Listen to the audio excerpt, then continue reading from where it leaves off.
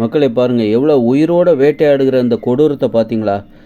எவ்வளோ கொடூரமான ஒரு வேட்டையாடுதல் பாருங்கள். இப்படி தானே நாமளும் குரங்குகளாக காடுகளில் வாழ்ந்தப்ப நம்மளையும் இந்த மாதிரி சிங்கம், புலி, கரடிகள்லாம் இந்த மாதிரி கொடூரமாக வேட்டையாடி இருக்கோம். அந்த மாதிரியான கொடூரங்கள்லேருந்து நாம் இன்றைக்கி மனிதர்களாக மாறியதால் இன்று பாதுகாப்பாக வாழ்கிறோம்.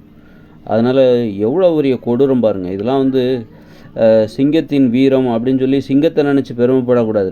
நாமெல்லாம் தாவர உண்ணிகள். அது ஒரு பன்றின்னு நினைக்கிறேன். அந்த பன்றியை போல தான் நாமளும் ஒரு காலத்தில் குரங்குகளாக காடுகளில் வாழ்ந்தபோது இதுபோன்று சிங்கங்களாலும் புலிகளாலும் சிறுத்தைகளாலும் மிருகங்களால் நாம் வேட்டையாடப்பட்டோம். அந்த வேட்டையாடுதலிருந்து நம்ம இன்றைக்கி தப்பித்து மனிதர்களாக வாழ்ந்து கொண்டு இருக்கிறோம். அதனால் எவ்வளோ கொடூரம் பாருங்கள்.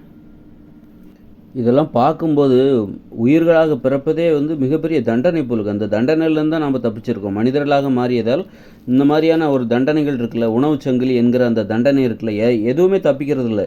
இந்த சிங்கம் கூட இன்றைக்கி தப்பிக்கிறது. இன்றைக்கி பன்றியாக இருக்கலாம், நாளைக்கு சிங்கங்களோட முதுமை காலத்தில் சிங்கங்களும் பிற ஓநாய்களாலும் கழுதை புலிகளாலும் வேட்டையாடப்படும்.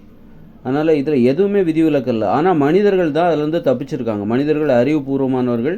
இன்று மனிதர்கள் அதிலிருந்து தப்பித்து மனிதர்களிடம் மாட்டிக்கொண்டார்கள். மனிதர்களுக்கு எதிரியாகி போனார்கள். இன்றைக்கி நாம் சிங்கத்திடமிருந்து, புலிகளிடமிருந்து, சிறுத்தையிடமிருந்து தப்பித்து விட்டோம். ஆனால் இன்று மனிதர்களுக்கு எதிரிகளாக மாறிவிட்டார்கள். மனிதர்களை வேட்டையாடுகிற இன்றைக்கி நிலைமைக்கு மாறிட்டோம். அதனால் நாம் இன்றைக்கி மனிதத்தன்மைக்கு நம்மளிடம் இருக்கிற மனிதத்தன்மையை மீட்டெடுக்கும் பொழுது தான் இன்று மனிதர்களுக்கு எதிரியாகிற அந்த நிலைமையிலேருந்து நாம் மாறி நமக்கு யாரும் எதிரிகளே இல்லை அப்படிங்கிற ஒரு நிலைமையை நாம் இந்த பூமியில் ஏற்படுத்த முடியும் மக்களே.